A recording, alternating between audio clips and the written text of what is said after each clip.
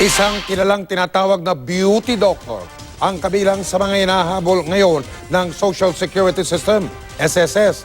Dahil yan sa hindi umano pagbayad ng kontribusyon ng kanyang mga empleyado. Nakatutok si Gigi Manicat. Sinalakay ng NCRPO Intelligence Operation Unit kasama mga taga-SSS ang bahay ng doktor na si Joel Mendez sa barangay Talipapa, Novaliches, Quezon City para silbiyang warrant of arrest kaugnay ng paglabag niya umano sa Republic Act 8282 o ang Social Security Law.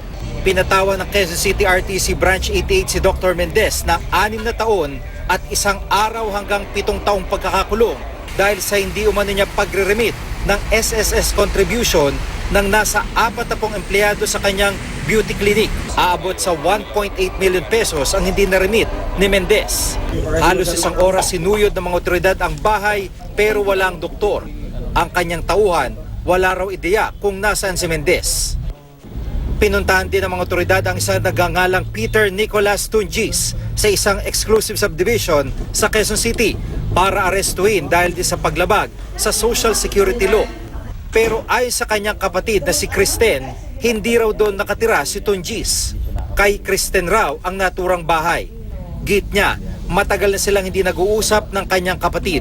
Wala rin daw silang alam na kinasasangkot ang kaso ni Tunjis. I don't know anything about his business.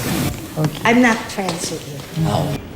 Patuloy naming sinisikap na makuha ang panig ni Mendez at Tunjis. Ayon sa SSS, seryoso sila sa paghabol sa mga employer na hindi nagre-remit ng mga kontribusyon ng kanilang mga empleyado. Magsilbi na raw sana itong babala para sa mga pasaway. Payo rin nila sa mga empleyado, huwag mag-atubiling lumapit sa SSS kung hindi nagre-remit ng tama ang kanilang employer. Sana po ito ay maging babala na ang SSS ay seryoso na ipatupad ang mga batas para makolekta ang mga hindi pinaghulog ng mga SSS contribution.